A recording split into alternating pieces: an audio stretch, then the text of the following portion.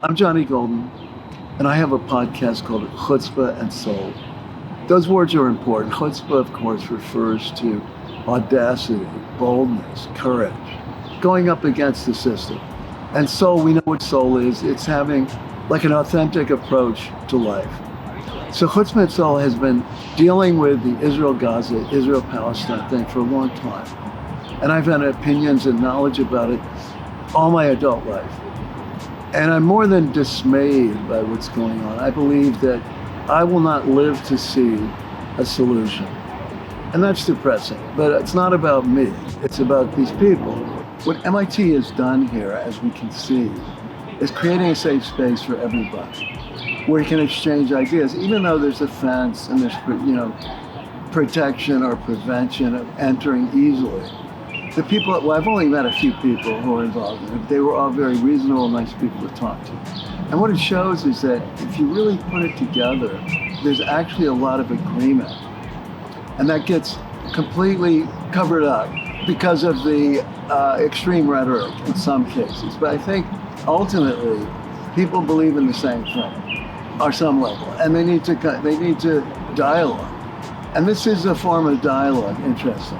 They have signs, posters, they have, optics, videos, not video, visual things from both sides. And nobody seems to have torn anything down. There's been no vandalism. Let's say vandalism to either side. So it's been a sign of fairness. It's a sign that at least we can have a dialogue. I think that's the sign. That's the way I see it. That's what I've been hoping for. And universities that haven't done that are a disgrace to education, just an absolute disgrace. I don't know if MIT has been doing it in general, but this is a real shining example. Most universities, the large ones that we hear in the news, have done the wrong thing. And it's shown that universities don't know how to get on the ground and reach people in advance, cut off, anticipate conflict. It's not like the Palestinian side doesn't have virtues, definitely. It's been the optics have been bad.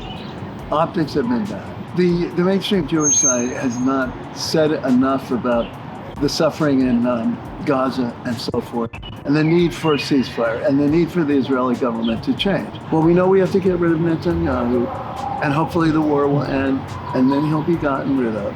But that's not enough. That's only a tiny beginning. So we have to stand for two things. We want peace, and we want change in Israel. We want the occupation to end, and we want there to be real dialogue. And I think that there's real dialogue potentially in places like this. Potentially. I think that there's some reason to believe that we have enough in common that we could find a way to dialogue. I want to thank MIT for getting this shit together.